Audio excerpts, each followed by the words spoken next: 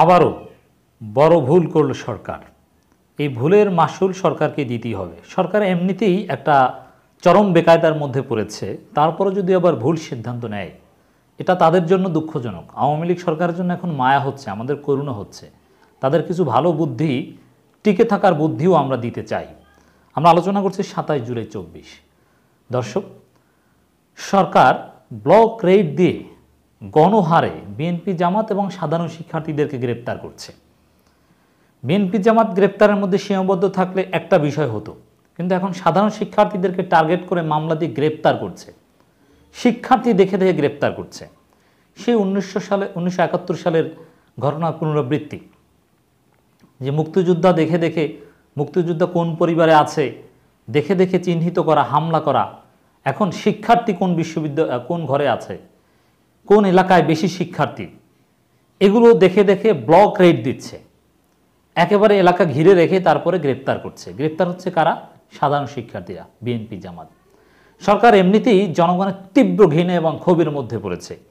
এই পরিস্থিতিতে সরকার যদি জেনারেল অ্যামনেস্টি ঘোষণা করত, সুষ্ঠু তদন্তের কথা বলতো, কোনো ধরপাকড় না করে জনগণের দাবি দেওয়ার দিকে মনোযোগ দিত, বিশেষ করে শিক্ষার্থীদের, তাহলে বিএনপি জামাত তেমন কিছু করতে পারতো না। শিক্ষার্থীদেরকে শান্ত করতে পারলে, শিক্ষার্থীদের দাবি দয়া মেনে একটা সমঝোতায় পৌঁছাতে পারলে, তাহলে সরকার ভালোভাবেই শক্তিশালীভাবে টিকে যেত। বিএনপি জামাত আদৌ কোনো সুযোগ নিতে পারতো না। কিন্তু সেটা না করে সরকার আবার শিক্ষার্থীদেরকে গ্রেপ্তার করা শুরু করেছে। এটা বড় ভুল। আমি মনে করি যতই গ্রেপ্তার করুক আর যাই করুক সরকার, এতে কোনো কাজ হবে না। ইতিহাস বলে গ্রেফতার করে, নির্যাতন করে, কারফিউ দিয়ে, জনগণের উপর গুলি চালিয়ে ক্ষমতায় টিকে থাকা বেশি দিন যায় না। হয়তোবা এই ব্লক রেডের সফলতা সরকার ফর দি টাইম বিং পাবে, সাময়িক সময়ের জন্য পরিস্থিতি শান্ত থাকবে বা পরিস্থিতি সরকার অনুকূলে যাবে। কিন্তু এই ব্লক রেড, গ্রেপ্তার, নির্যাতন, কারফিউ, এটা কতদিন? তারপরে এবং এভাবে ব্লক রেড দিয়ে গ্রেপ্তার, এতে জনগণকে আরও বেশি ক্ষুব্ধ করে, আওয়ামী লীগকে আরও বেশি জনগণ থেকে বিচ্ছিন্ন করে, আওয়ামী লীগের প্রতিপক্ষ আরও বেশি বাড়ছে। যদিও এখন প্রতিপক্ষ হয়তো কেউই বাকি নাই, কিন্তু সমগ্র জনতা, দল, মত, ধর্ম, বর্ণ, ক্লাস, শাহবাগী, নন শাহবাগী, সবাই এখন আওয়ামী লীগের বিরুদ্ধে। এই প্রতিপক্ষদেরকে আরও বেশি ক্ষুব্ধ করছে সরকার এই ব্লক রেড, গ্রেপ্তার ইত্যাদি ইত্যাদি। আমরা এগুলোর তীব্র নিন্দা প্রতিবাদ জানাচ্ছি। দর্শক দেখেন, প্রথম আলোর খবর, এলাকা ভাগ করে ব্লক রেড। কোটা সংস্কার আন্দোলনকে ঘিরে বিক্ষোভ, সংঘাত, ভাঙচুর, সংঘর্ষ, অগ্নিসংযোগের ঘটনায় সারা দেশে সাঁড়াশি অভিযান পরিচালনা করছে আইনশৃঙ্খলা রক্ষাকারী বাহিনী। রাজধানীর বিভিন্ন এলাকা ভাগ করে ব্লক রেড দিয়ে চলছে অভিযান।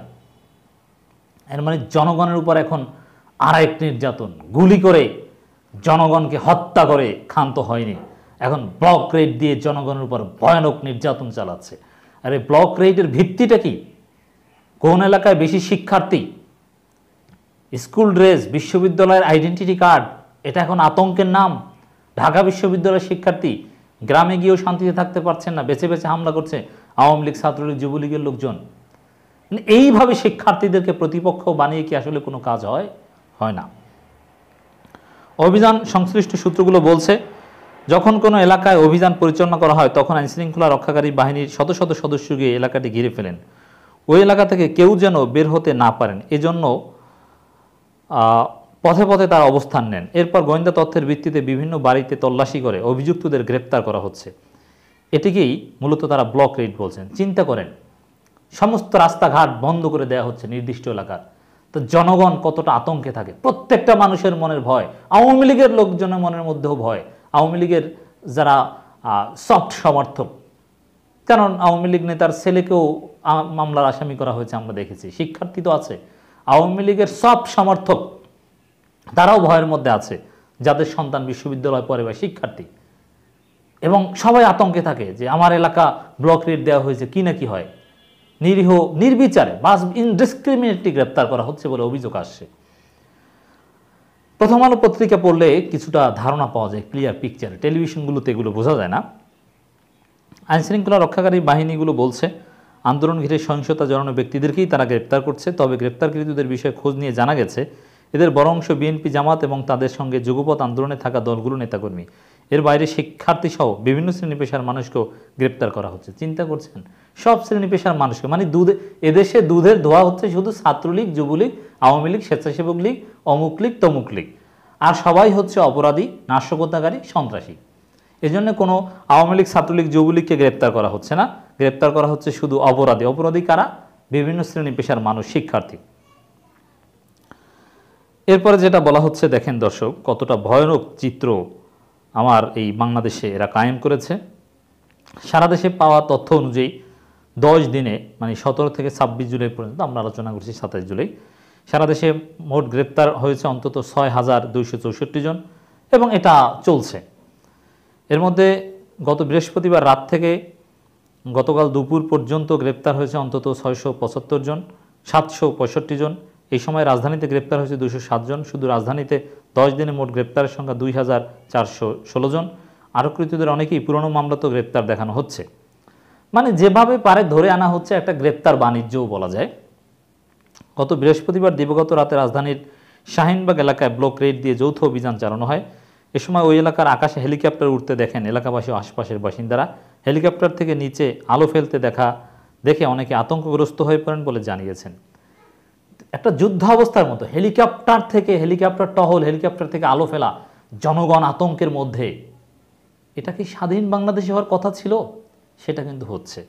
তো এইভাবে জনগণকে আতঙ্কিত করে আসলে সরকার কি অর্জন করতে চায়? আমার মনে হয় না যে এতে সরকারের কোনো লাভ হবে, বরং তারা বড় ভুল করছে। এই ভুলের মাসুল তাদেরকে দিতে হবে। ঢাকা মহানগর পুলিশ ডিএমপির তেজগাঁও বিভাগের উপকমিশনার বলেন প্রথম আলোকে, আমরা অনেক দিন এক এক এলাকায় অভিযান পরিচালনা করছি এক এক দিন। তারই অংশ হিসাবে বৃহস্পতিবার শাহিনবাগ এলাকায় অভিযান চালানো হয়। হেলিকপ্টার উঠলেও সেটি পুলিশের ছিল না বলে জানান কর্মকর্তারা। তাহলে কাদের ছিল? ফেরেশতা না জিনের?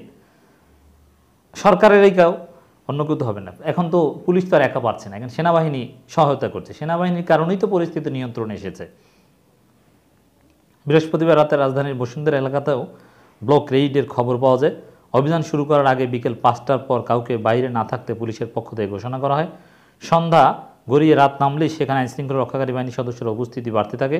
এ সময় ভবনের ওপর থেকে অভিযানের ভিডিও করতে গেলে নিচ থেকে আইনশৃঙ্খলা রক্ষাকারী বাহিনীর সদস্যরা উপরে গুলি ছুটছেন, এমন একটি ফুটেজও অনলাইনে ছড়িয়ে পড়ে। চিন্তা করেছেন, ভিডিও করতে দিচ্ছেন, এর মানে কি? নিঃসন্দেহে আইনশৃঙ্খলা রক্ষাকারী বাহিনী এমন কিছু করছে যেটা আন্তর্জাতিক আইনের লঙ্ঘন এবং মানবাধিকার লঙ্ঘন, যার ফলে ভিডিও করতে দিচ্ছে না। তাহলে আইনশৃঙ্খলা রক্ষাকারী বাহিনী কাজ করবে জনগণের জানমালের নিরাপত্তার জন্য, সন্ত্রাসীদের বিরুদ্ধে, নাশকতাকারীদের বিরুদ্ধে। সেখানে ভিডিও করলে তো কোনো সমস্যার কথা না। এই হচ্ছে অবস্থা। দেখেন, প্রথম আলোর খবর যে ভিডিও করছে, তাতে নাকি গুলি করা হচ্ছে, নিষেধ করা হচ্ছে, পেটানো হচ্ছে, সেটা না, গুলি করা হচ্ছে। এটা প্রথম আলোর খবর। আপনি কোন দেশে বাস করছেন? গ্রেপ্তার বিএনপি জামাতের শীর্ষ পর্যায়ের নেতারাও তালিকা দেওয়া হয়েছে, দীর্ঘ তালিকা। নুরুল হক নূরকে যে কি নির্যাতন করা হয়েছে, এটা যে কেউ দেখলেই বুঝতে পারে। এটা এখানে উঠে এসেছে। চট্টগ্রামে অন্তত 30 শিক্ষার্থী গ্রেপ্তার। এর মানে শিক্ষার্থীদেরকে গ্রেপ্তার করা হচ্ছে। দেশের বিভিন্ন জায়গায় শিক্ষার্থীদেরকে টার্গেট করা হচ্ছে এবং অনেক নিরীহ নাগরিককে গ্রেপ্তার করা হচ্ছে। হয়তো বা রিক্সা চালাতে বা কোনো কারণে চা খেতে বা দেখতে গিয়েছে, ড্রোন ফুটেজ দেখে গ্রেপ্তার করছে। এতে জনগণ ক্ষুব্ধ হচ্ছে। তো সরকার এটা ভালো কাজ করছে না। তো আমরা তো সরকারকে পরামর্শ দিব বরাবরের মতোই, জাতীয় সংলাপের আয়োজন করুন, সাধারণ জনগণকে জেনারেল অ্যামনেস্টি ঘোষণা করুন, তারপরে ধীরে ধীরে শুধু অপরাধীদের তদন্ত করুন, রাজনৈতিক হয়রানি, শিক্ষার্থী হয়রানি এটা বন্ধ করুন। আপনাদের জন্যই ভালো হবে।